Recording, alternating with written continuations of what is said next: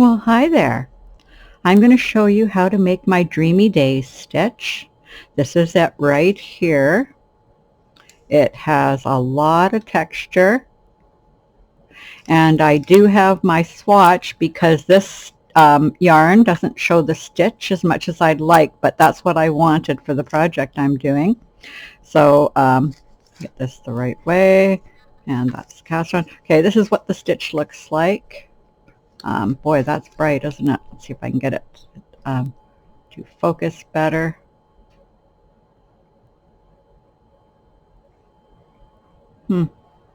There, well, there it is, there it is. There, you can see the stitch now.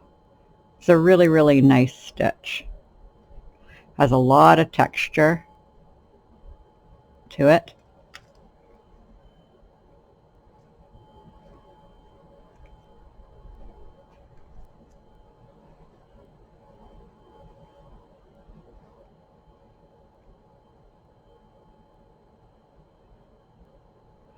Okay, so it's a really good stitch for anything you want to make, basically. It could be a blanket, shawl, hat. It works nice in the round, cowl, scarf, or bits and pieces in what you're doing. I can't get the camera to show the texture of it, but it really, really does have a lot of texture to it. I don't know why that white is so bright. It has a kind of shine to it or something. Okay, this yarn that I'm using here is Charisma. Oh, there, maybe there. There, that's a little bit closer. There we go. Now you can see the stitch more. Good. But yeah, that white is bright. Okay, and the yarn I'm using here is Bergeret de France, and it's the color is P-E-R-S-E. I'll probably butcher the pronunciation. Perse or Perse maybe. But that's the color. I do know they do put the labels in English, some places that they sell it, so the color may be different, but as long as you know the spelling P-E-R-S-E, you can look in Google Translate for it, and it will tell you the color when it's in English. Okay, I'm on a cindwood loom. This is the red loom in the set that they made in a 3/4 inch to be like the Nifty Knitter. And it is a 30 peg, 3/4 inch.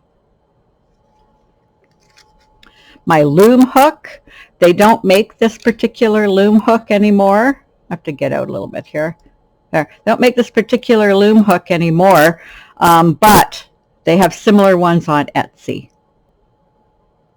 Okay, so for this stitch, it's a 2-row stitch.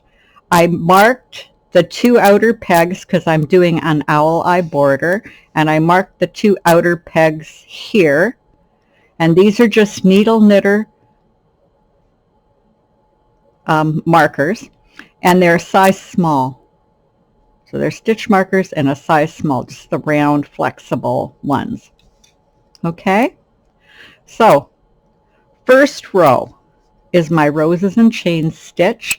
Really, really easy stitch. This is good for beginners even. It's just really, really easy to do. Okay, so we're going to do a U-wrap. So we U-wrap over. We take the working yarn, come back over the peg, and U-wrap it again the opposite direction. And then we come back and U-wrap it again the direction we're going. So it's just 3 U-wraps, 3 stitches on the peg. So U-wrap, come back, U-wrap it again, come back, U-wrap it again. What could be easier? And because you got 3 stitches on here, you've done a lot of work, like doing 3 rows. So there we go, there we go, there we go. Easy as pie. Okay, so just 3 U-wraps. 2 the direction we're going, 1 the direction we're not going, backwards. So we do a U-wrap, we come back and do another U-wrap, and we do a third U-wrap. Now it's important to stay loose because this can tighten up on you if you're not loose. So you can pull on the stitch before you knit. You can also pull on it after if you're getting too tight. So you can adjust it whenever you start to get too tight. Just adjust it. Pull it out. Get it to be the right tension. So there's no way you're going to knit too tight as long as you loosen it if you find yourself doing it. And you can whip along pretty fast, and remember you're doing 3 stitches on a peg, so you're getting a lot of the work done. Okay, now we're on the 2 pegs at the end. We need a bit of a border. It's not a stitch that tends to curl, but with no border at all it might curl a little bit. Okay, oh, I should have told you how I started it so that you can do a successful project.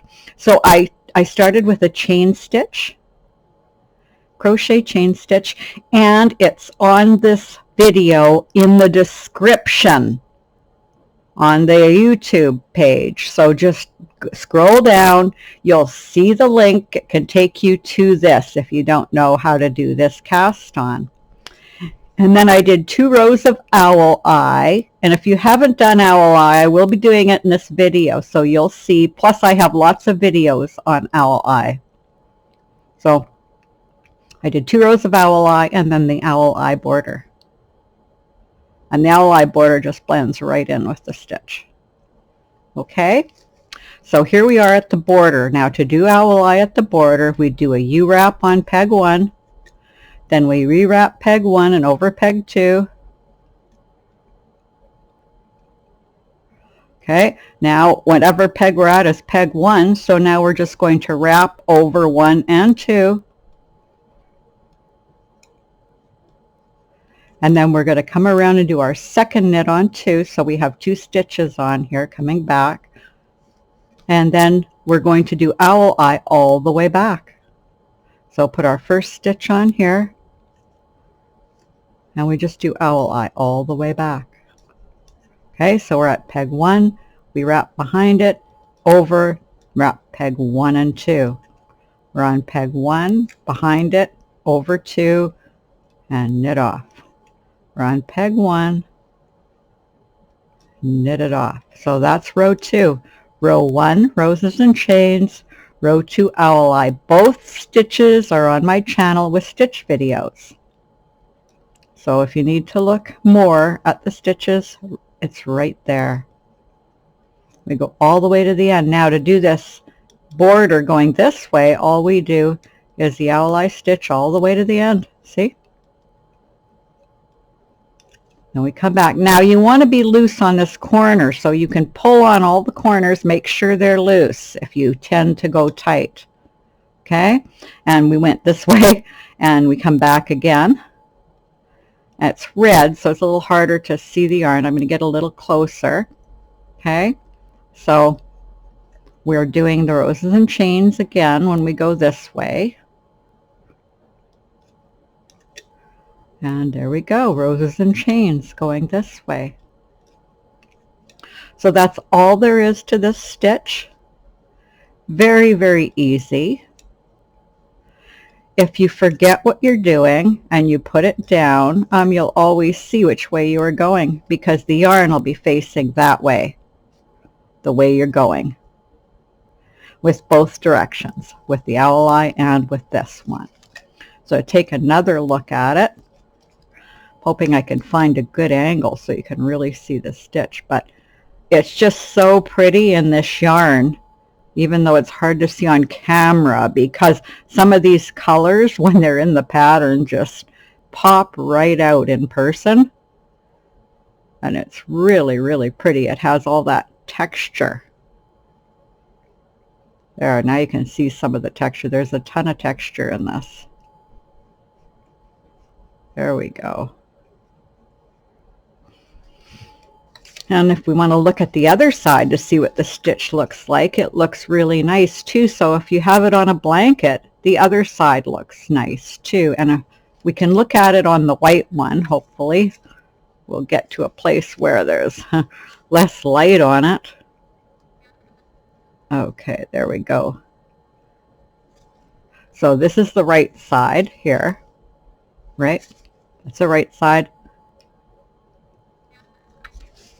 There. You can see it better. Boy, it's really hard to get it so it's not too bright. And then on this side, that's what it looks like. So there. There. It's still a textured stitch on the other side, and it looks really, really nice.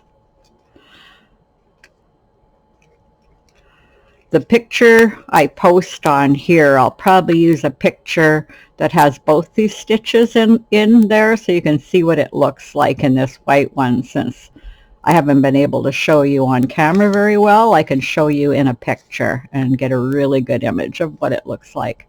Okay, so I hope you enjoyed the video.